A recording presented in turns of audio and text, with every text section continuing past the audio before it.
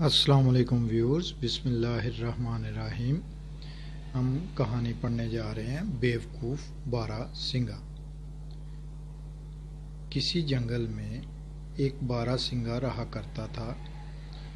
ایک دن وہ تالاب پر پانی پی رہا تھا کہ اس نے اپنا عکس پانی میں دیکھا۔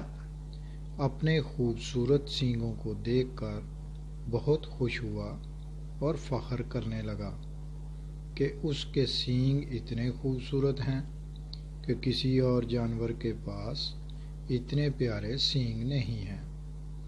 لیکن جب اس کی نظر اپنی دبلی پتلی ٹانگوں پر پڑی تو اداس ہو گیا کہ اللہ تعالیٰ نے اسے اتنے خوبصورت سینگوں کے ساتھ اتنی بدصورت ٹانگیں کیوں دے دی ہیں۔ ابھی وہ اسی طرح کی سوچوں میں گم تھا کہ اپنے پیچھے اسے شکاری کتوں کے بھونکنے کی آوازیں سنائی دیں۔ وہ فوراً بھاگ اٹھا اور جلد ہی شکاری کتوں کی پہنچ سے دور چلا گیا۔ اچانک اس کے خوبصورت سینگ جھاڑیوں میں پھنس گئے۔ اس نے اپنے سینگوں کو چھڑانے کی بہت کوشش کی لیکن ناکام رہا۔ اتنی دیر میں شکاری کتے اس کے سر پر پہنچ گئے اور اسے چیر پھاڑ دیا۔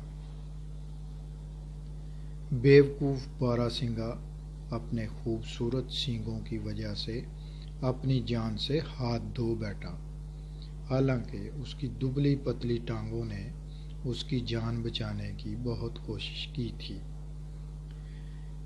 اس کہانی سے ہمیں اخلاقی سبق جو ملتا ہے وہ یہ ہے کہ ہر چمکنے والی چیز سونا نہیں ہوتی، یعنی کہ جو بھی چیز آپ کو بڑی بھا رہی ہو، بڑی خوبصورت لگ رہی ہو، ضروری نہیں ہے کہ وہ آپ کے لیے فائدہ مند ہی ہو۔